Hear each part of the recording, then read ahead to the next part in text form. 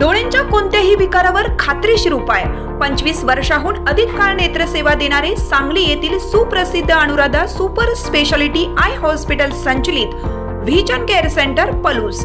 डोळ्यांच्या सर्व तक्रारींवर निदान आणि उपचार येथे केले जातात। 10 वर्षांची अविरत सेवा, पलूसकरांच्या विश्वासास पात्र ठरलेले व्हिजन केअर सेंटर, डोळ्यांचा दवाखाना, निकम टॉवर, पलूस तासगाव रोड, पलूस।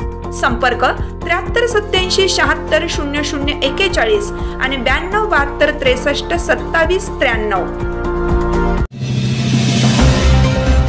पुन्हा एकदा आपली सेवा करण्याची संधी द्या। स्वप्नाली कदम, भिलवडी, भुवनेश्वरवाडी येथे महिलांशी संवाद।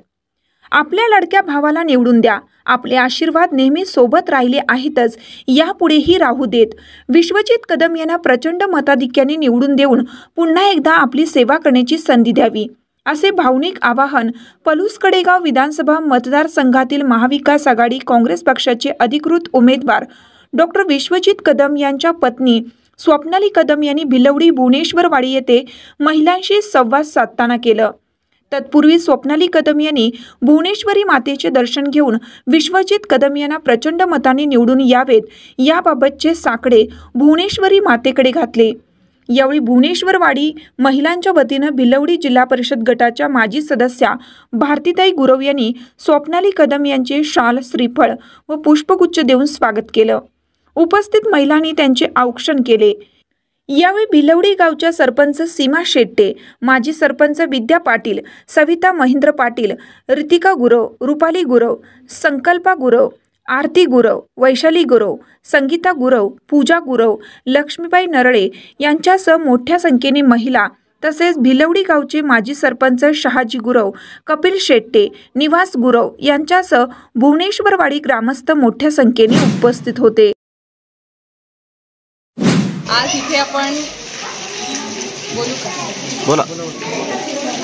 आज इथे आपण 2024च्या विधानसभेच्या ज्या निवडणुका आहेत त्यासाठी मी आज पलूस कडेगाव इथे सर्व महिलांसोबत संवाद साधते आणि इतकी ती महिलांबरोबर संवाद साधून मला ऊर्जा मिळते आणि इतका सर्व महिलांचा साहेबांच्या पाठीशी आशीर्वाद आहे आणि महिलांचं इतकं समर्थन आहे, साहेबांविषयी इतका विश्वास आहे आणि मी जिथे जाईन तिथे मला सर्व महिला म्हणतात आमचा लाडका भाऊ एकच, ते विश्वजित दादा कदम। आणि हे ऐकून मला खूप आनंद झाला आणि आपण परत सर्वांनी 20 तारखेला असंच आपल्या भावाला आपला विश्वास आणि आशीर्वाद हा परत एकदा सर्वांना दाखवून द्यावा, एवढीच विनंती करते। जय हिंद, जय